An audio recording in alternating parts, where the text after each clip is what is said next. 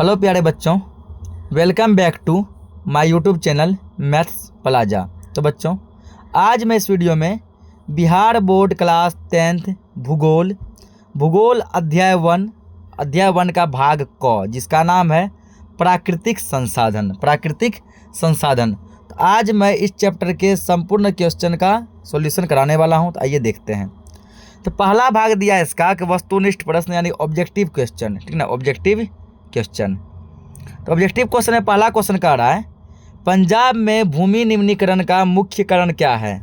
वनोन्मूलन, गहन खेती, अति पशुचारण, अधिक सिंचाई। बताइए क्या है। तो ऑप्शन ए है वनोन्मूलन, ऑप्शन बी गहन खेती, ऑप्शन सी अति पशुचारण, ऑप्शन डी अधिक सिंचाई।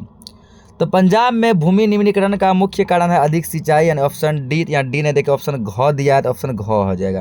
अगला, सोपानी कृषि किस राज्य में प्रचलित है?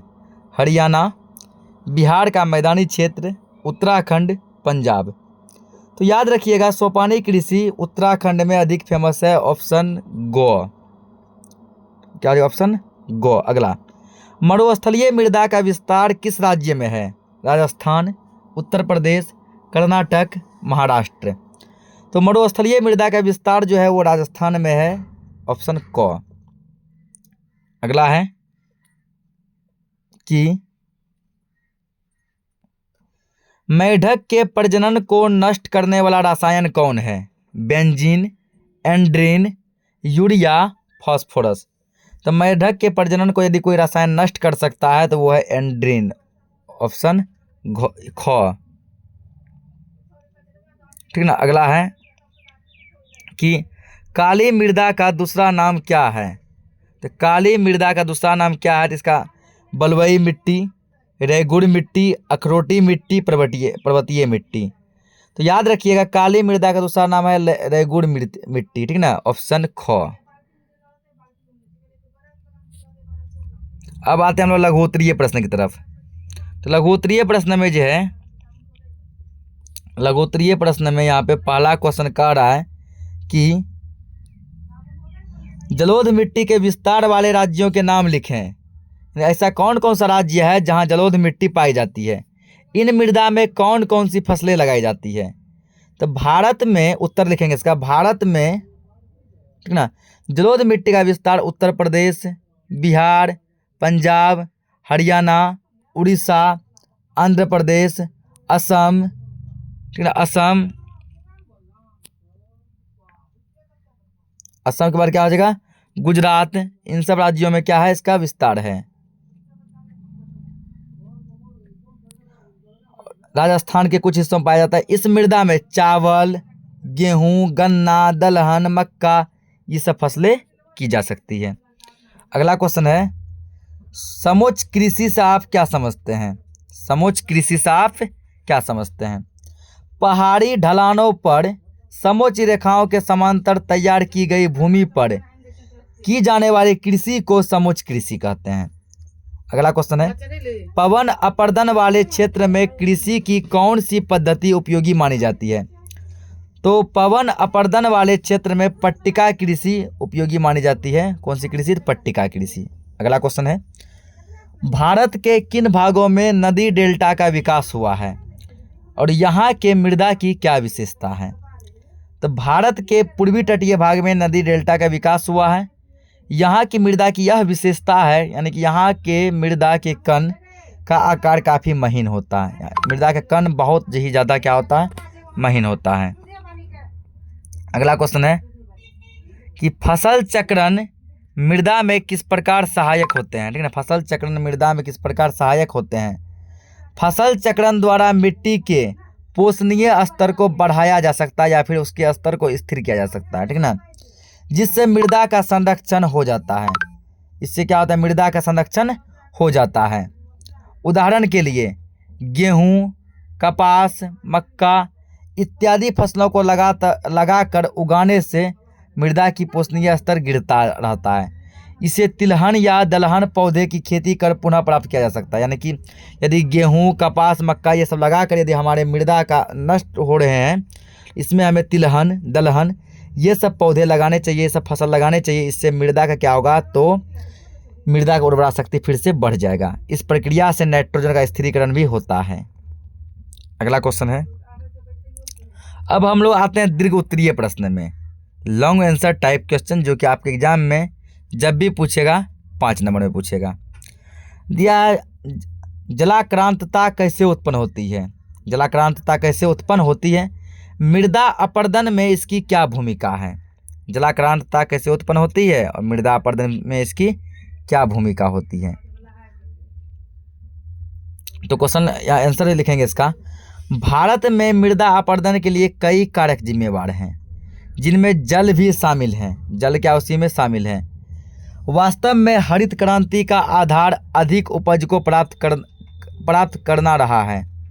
इस उद्देश्य से देश के उत्तरी भाग, विशेषकर जैसे पंजाब, हरियाणा जैसे राज्यों में गेहूं की अधिक पैदावार प्राप्त करने की कोशिश की गई है। पंजाब हरियाणा में ऐसा कोशिश किया गया कि गेहूं अधिक पैदा हो। पश्चिमी उत्तर प्रदेश में भी इस दृष्टि से कृषि के नए प्रयास किए गए हैं। इसके लिए खेतों में अधिक उपज देने वाले उन्नत किस्म के बीजों और रासायनिक उर्वरकों का प्रयोग किया गया। इसके साथ साथ सिंचाई सुविधा में भी विस्तार किया गया है। कालांतर में इन क्षेत्रों में अधिक सिंचाई से ऐसी स्थिति उत्पन्न हो गई थी, यहाँ की कृषि भूमि का निम्नीकरण होता गया। पंजाब, हरियाणा और पश्चिमी उत्तर प्रदेश के क्षेत्रों में अति सिंचाई से उत्पन्न भूमि की स्थिति को ही जलाक्रांतता की संज्ञा दी गई है, या को ही जलाक्रांतता की संज्ञा दी गई है, जिससे मृदा का अपरदन हुआ है। इससे मृदा क्या हो गया, अपरदन हो गया, यानी मिट्टी कटता चला गया, ठीक ना। तो यहाँ तक भी यदि लिखेंगे तो कोनो दिक्कत नहीं है, ये चल सकता है, ठीक। यदि आगे और लिखना चाहेंगे तो लिख सकते हैं कि जलाक्रांतता के कारण मिट्टी के लवणीय और क्षारीय गुणों में वृद्धि होती गई, जो भूमि के निम्नीकरण के लिए उत्तरदायी है। इन क्षेत्रों की कृषि भूमि में सोडियम, कैल्शियम और मैग्नीशियम के यौगिकों के कारण मिट्टी लवणीय और क्षारीय हो गई, जिससे इनकी उर्वरा शक्ति पर विपरीत प्रभाव पड़ा है। फलस्वरूप उपजाऊ कृषि भूमि रेह बंजर या उर्वर भूमि में बदलते चलते जा रहे हैं। तो वहाँ तक ऊपर तक भी, यहाँ तक भी लिख देंगे ना, तो कोई दिक्कत की बात नहीं है, आपको नंबर पूरा मिलेंगे।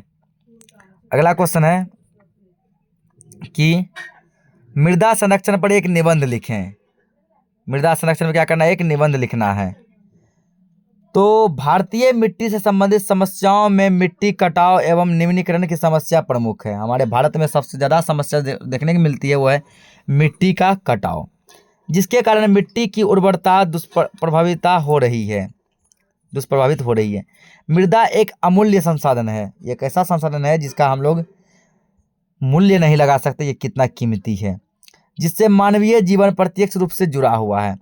परंतु मृदा से संबंधित समस्या की गंभीरता को देखते हुए यह आवश्यक है कि मृदा संरक्षण पर बल दिया जाए। किस पे बल दिया जाए, मृदा को बचाया जाए, मिट्टी को बचाया जाए। मिट्टी कटाव तथा भूमि के ह्रास से मिट्टी की उर्वरता में आने वाली कमी को रोकने की क्रिया मृदा संरक्षण कहलाती है। मिट्टी का कटाव या मिट्टी किसी समस्या में हो रही हानि,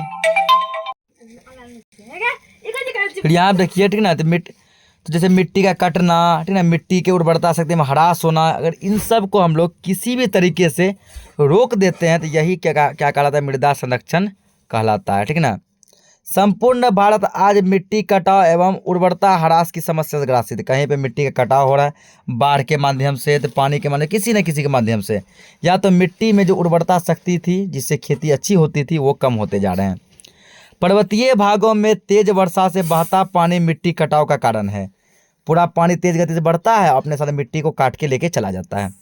मध्यवर्ती एवं इसके आसपास के राज्यों में अपनालिका अपरदन सामान्य घटना है। ऐसी स्थिति में मृदा संरक्षण के लिए हम लोग निम्न उपाय कर सकते हैं। वो उपाय क्या क्या हैं, जैसे नदियों पर बांध बनाना, ठीक ना, नदी पे बांध बना के हम लोग क्या करते हैं, इसको रोक सकते हैं। नदियों पे बांध बनाना, रासायनिक उर्वरकों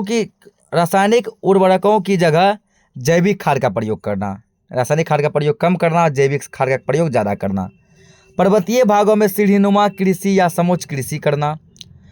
चौथा है फसल चक्र अपनाने पर बल देना। पाँचवा, परती छोड़ने की स्थिति में मिट्टी का आवरण फसलें लगाना। ठीक ना। तो 5 लिख देंगे, काफ़ी हो जाएगा। यदि और लिखना चाहिएगा तो हम लोग लिख सकते हैं, इसमें और लिख सकते हैं। जैसे छठा है कृषि वानिकी एवं सामाजिक वानिकी पर जोर देना। 7वां खेतों में जल निकास की उचित व्यवस्था करना। 8वां है झूम कृषि पर प्रतिबंध लगाना। 9वां है भूमि उपयोग से संबंधित नियोजित एवं वैज्ञानिक पद्धति अपनाना। यहाँ तक लिख देंगे, चलेगा, ठीक ना। आगे इस सबको हम लोग छोड़ देंगे, इतना काफ़ी हो गया। अगला क्वेश्चन है अब, भारत में अत्यधिक पशुधन होने के बावजूद भी भारतीय अर्थव्यवस्था में इसका योगदान लगभग नगण्य है। कैसे, स्पष्ट करें। मतलब भारत में बहुत पशुधन है, फिर भी भारतीय अर्थव्यवस्था में इसका जो है योगदान मतलब कि 0 के बराबर है, नगण्य है। कैसे, तो प्राचीन काल से ही भारत चावल की कृषि का देश रहा है। यानी कि भारत में सबसे अधिक किसकी खेती की जाती है? चावल की। यह मानसूनी जलवायु की विशेषताएं पाई जाती है, ठीक ना। देश के अधिकांश लोगों का जीवन यापन खेती से ही चलता है, इसलिए भारत को हम लोग कृषि प्रधान देश भी कहते हैं, जिससे भारतीय अर्थव्यवस्था में एवं सामाजिक कृषि का योगदान स्पष्ट है। आगे दिया, एक विकासशील राष्ट्र होने के कारण, भारत का एक विकासशील देश है, एक विकासशील राष्ट्र होने के कारण देश के भूमि उपयोग में क्रांतिकारी परिवर्तन आ रही है। 1960 से 61 से लेकर 2000 या 2001 की अवधि में, 1960 से 2000 की ईस्वी के दौरान देश की भूमि उपयोग प्रारूप में कई विशेष विविधताएं आई है। यही नहीं, पशुओं के चरने के लिए चारागाह भूमि की उपलब्धता दिन प्रतिदिन घटती जा रही है।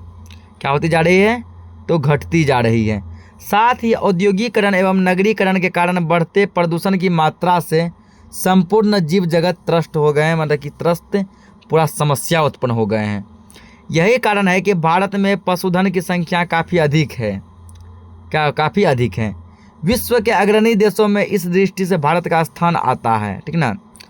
परंतु अस्थायी चारागाह की भूमि उपलब्धता में कमी आने के कारण इसे पर्याप्त चारा उपलब्ध नहीं हो पा रहा है। साथ ही कृत्रिम तरीके से दूध प्राप्त किए जाने से प्रयास में इन दुधारू पशुओं को रासायनिक इंजेक्शन दिया जाने लगा, जिससे बुरा प्रभाव पड़ने लगे और स्वास्थ्य पर भी प्रभाव पड़ने लगा। जो पशु दूध देते हैं, जैसे गाय भैंस, उस अधिक दूध पाने के लिए लोग क्या करने लगे, उसमें अब जो है रासायनिक इंजेक्शन देने लगे ताकि वो दूध ज़्यादा दें। उससे जो है उस जानवरों पर प्रभाव पड़ने लगे। आगे दिया है इसमें, पर इसका परिणाम स्वरूप ये हुआ कि ये पशुधन जीर्ण शीर्ण अवस्था में है।